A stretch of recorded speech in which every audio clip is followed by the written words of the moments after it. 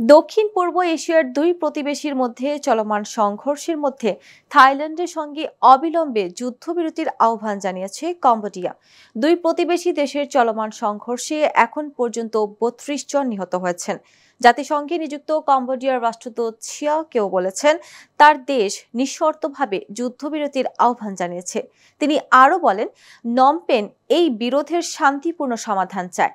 Thailand এখনও কম্বোডিয়ার যুদ্ধবিরতির প্রস্তাবে প্রকাশ্যে কোনো মন্তব্য করেনি। তবে শুক্রবার থাই পররাষ্ট্র মন্ত্রণালয়ের মুখপাত্র নিকোরন্দেস বালাননুকুরা রয়টার্সকে বলেন, তারা এই সংঘাতে দ্বিপাক্ষিক সমাধান চায়। বৃহস্পতিবার থেকে শুরু হওয়া দুই দেশের সংঘর্ষে এখন পর্যন্ত ১৬ জন নিহত হয়েছেন।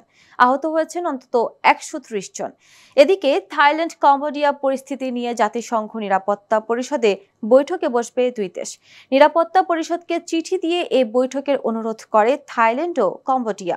বৈঠকে পরিস্থিতি সম্পর্কে হালনাগাদ তথ্য দেবে জাতিসংঘের রাজনৈতিক ও শান্তি স্থাপন বিভাগ। Emphasize that Thailand look at Cambodia as neighbor.